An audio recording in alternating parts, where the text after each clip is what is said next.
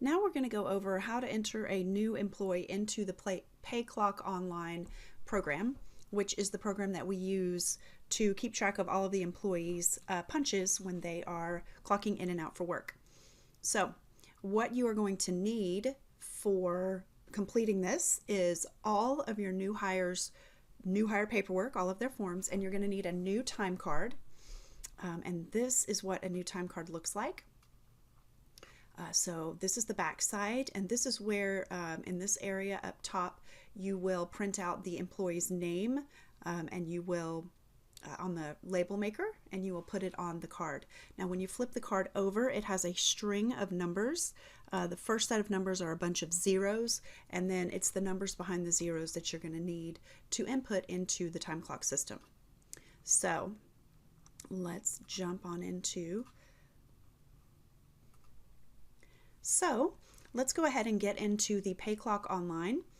The website is payclock.com, and you will be provided your own username and password. And when you log in, you'll be taken to the dashboard that will show you all of your employees on the left-hand side, and it shows you actually whether they're clocked in or whether they're clocked out right there. So when you're ready to enter a new employee, you will click on the employee button on the left. And then right up top, you'll click on the new button, and you'll start inputting information for that new employee. So we are going to say,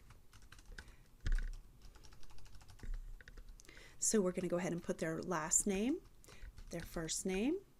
If you know their middle initial, you can plug that in. If you should have their email address on their new hire paperwork, so you can fill that in. Employee number, that will self-populate.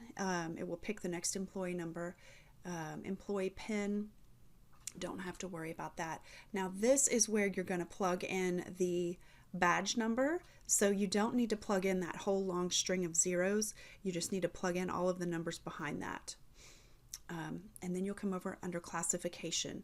So most of all of our employees are regular employees. We don't really have temporary, seasonal, anything like that. The pay class is standard unless you are hiring somebody in the office. If you are hiring an office staff member, you will put them under the office. The home location is Maine, and then your home department. So we do have landscaping or we have maintenance. If you are going to add somebody to the office, I will go ahead and have that.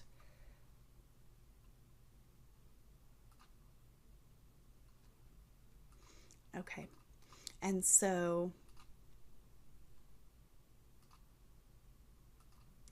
then you will add a new, you'll add a department, landscaping, maintenance, or office. Time off request supervisor. We're not actually using this system for that right now, so you can leave that there.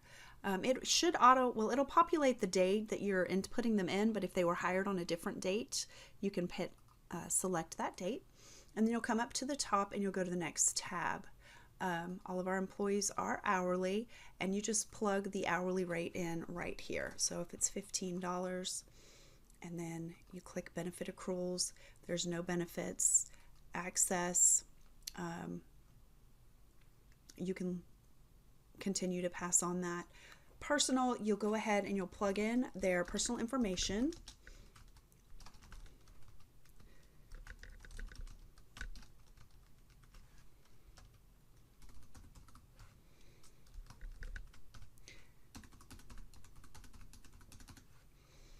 And then their emergency contact, you'll plug in their name, their phone number, and then what their relationship is. Then you'll come over here and you'll pick their date of birth, and you can just type that directly into here. So if they were born in 1974, there you go.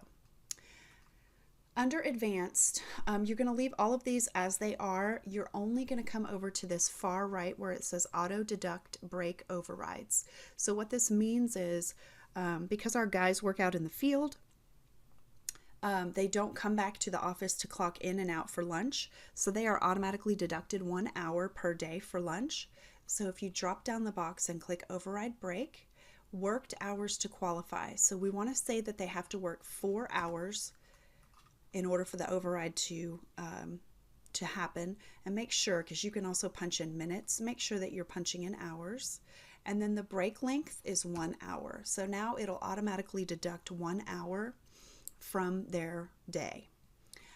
You can always add a picture, and custom fields, we don't have any of those.